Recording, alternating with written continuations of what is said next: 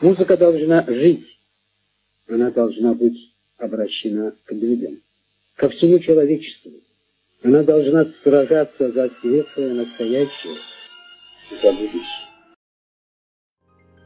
Müslüm Bey'le beni bağlayan bizim ailelerimizin birbirine olan alakası, dostluğu, qohumluğu ve sevgisidir. Ben Müslüm Bey'i hansı ildən tanıyıram deyə bilmərəm, çünki elə gözümü açıb mən onu bizim evimizdə ya özüm onların evində görmüşəm. Bilirsiniz ki, sentyabrın 18-də hem Üzeyir Bey hem Müslüm Bey bir gündə anadan oldular. Bizim ailemizde böyle bir tradisiya vardı ki, o günü gündüz Xoraya Maqamayevların evinə yığışardıq. Ata-analarımız yığışardı. Uşaqlar da həmçinin, mən onda Cəmaləddinlə, sonra Mamusayla bir yerdə uşaq otağında oynayardıq. Yani Xorayı Maqamayevgildə yiyərdik və axşam ziyafətini Zeyrəmgildə hamıra yığışardı. Qonaqlığı orada devam edərdilər. Və belə bir qayda vardı bizdə. Hər bir qonaqlıqda uşaqlar iştirak edərdilər.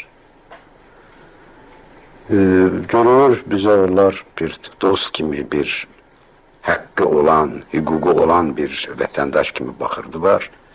Ona görə də biz onlardan heç bir şey gizlətmirdik və həmişə onların sevgisini çok kabarıq, aydın duyurduq. Odur ki, ben Müslüm Bey'i çoktan ve çok güzel tanıyırdım. Onun bir insan kimi güzel karakteri vardı. El açıq, insanlara yaxçılıq eləmək, yüzü gülər, həmişə insanlar arasında, necə deyim, bizdə her adamlara həmişə əlaqə yaxşı olur. Onların hamının sevgilisi olurlar. Çünki insanlara özləri sevgi bağışlayırlar, sevgi paylayırlar, şadlıq getirirlər. Ona görə də Müslüm Bey həmişə operada çalışan zaman orada baş dirijorudur. Bütün, nəinki Azərbaycan truppası, Azərbaycan heyəti, Rus heyəti də Müslüm Bey'e karşı büyük sevgi ve məhəbbətle yanaşardı.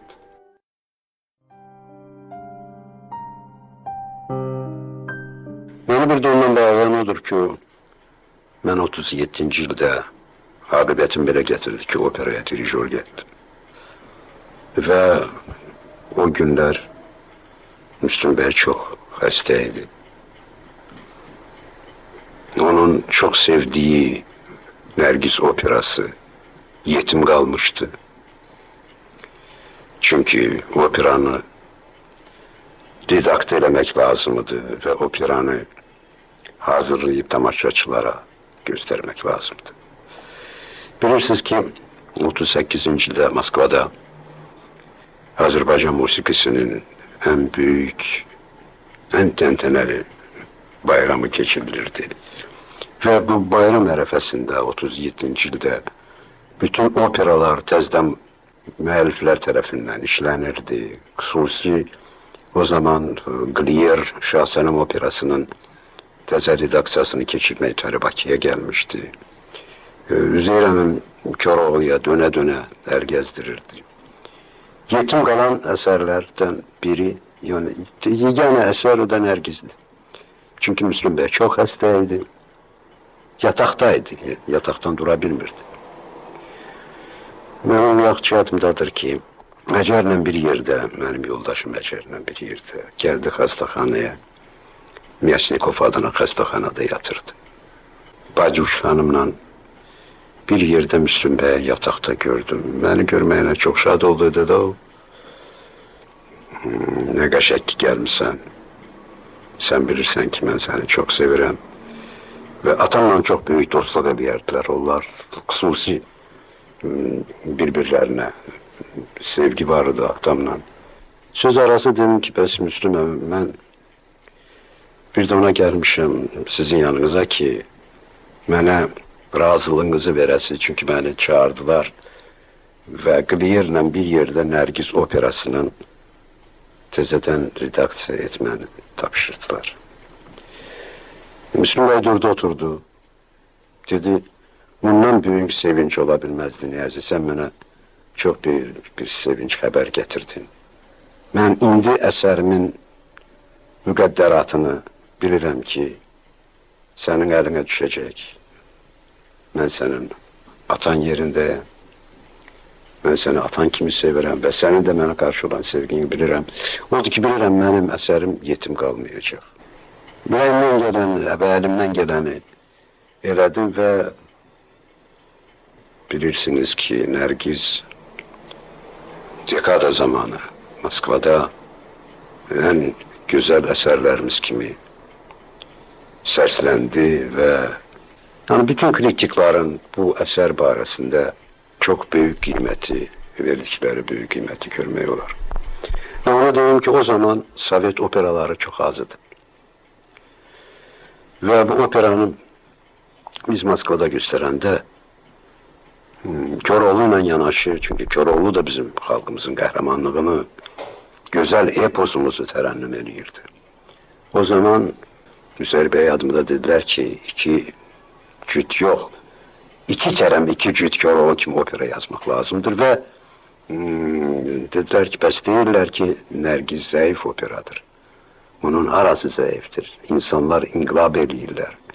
İnsanlar özlərinə saadət axtarırlar, saadət tapırlar və hər bir operada iştirak edən adamın gözəl obrazı yaranıb. Opera özü Azərbaycan xalqının böyük qəhrəmanlığından danışır. Və mən çox şad idim ki, o zaman o opera böyük rəğbət qazandı və mən ömrümdə birinci dövlət mükafatını, yəni şərəf nişanı ordinini Nərgizi dirijorluq elədiyimə görə 25 yaşında bir cavan dirijor. Görün, nə qədərdən opera qəşəng idi ki, nə qədərdən böyük müvəffəqiyyətlə keçmişdi ki, mənim cavanlığıma baxmayaraq məni ordinlə tərtib elədilər. Mən bu ordinlə əlbəttə Müslüm bəyə borçluyum.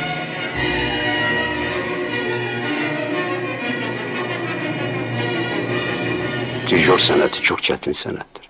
Hər bir adam bu sənətdə yaşaya bilmir. Düzdür, bizim ən birinci dirijorumuz desə Əbdülrəhim bəy Ağayev tipdir. Amma o sənətdə yaşamadı, o sənəti davam eləmədi. Müslüm bəyin ufacık balaca bir savadına baxmayaraq bu sənətdə işlədi. Özü hələ opera yazmadan əvvəl, çünki Şah İsmayılı Müslüm bəy 19-cu ildə səhnəyə qoyub. 19-cu ilə qədər Üzeyir bəyin nə operalar var, hamısını o dirijorluq edir. Mənim atamın opera və operettalarını Müslüm bəy dirijorluq edir. Bilirsiniz, mən haradasa öz həyatımda məsələn Müslümün gördüyü işi mən də görmüşəm. Müslüm bəy teatrda işlədiyinə görə öz operasının bu gedən təmsillərinə çox fikir verərdi və hər sezon, yeni bir sezon gələndə yeniliklər salardı ora, bəzi parçaları təzdən yazardı. Yəni, hər il Şah İsmayılın üzərində yeni bir redaksiya eləyərdi. Yadımda da ya 27 idi, ya 28-ci ildi, Aslan Şahın ziyafət pərdəsində pəhləvanlar salmışdılar. Və afişada da yazılmışdı ki, 3-cü pərdədə Aslan Şahın huzurunda Qara Mustafa ilə Andrey Lodzi güləşəcəklər. Və bu da deməli cəmaatın teatra gəlməsinə, əsərin daha populyar olmasına kömək edirdi. Olur ki, Üzeyir bəy səhərsi günü ya bir vaxt keçəndən sonra soruşurdu, dünən nə əsər getdi? Deyirdilər Şah İsmayıl. Soruşmurdu ki, məsələn, Aslan Şahı, ya Gülzarı, ya Şah İsmayıl'ı kim oxuyub? Deyirdi, Şah İsmayıl gedib, hansı pəhləvanlar güləşirdi. Həmişə bunlar bir-birinə belə Yani hırda yavaş yavaş zarafat üslubunda. Ama gene de deyirəm ki, bir-birlerine çok tələbkar, eserleri teze eser yarananda sevinen, Nergis'in barəsində bilirsiniz, Üzeyir Bey'in ne kadar güzel fikirleri var. Benim fikrimde Müslüm Bey çok böyle maraklı bir insan, çok halkını seven kompozitör,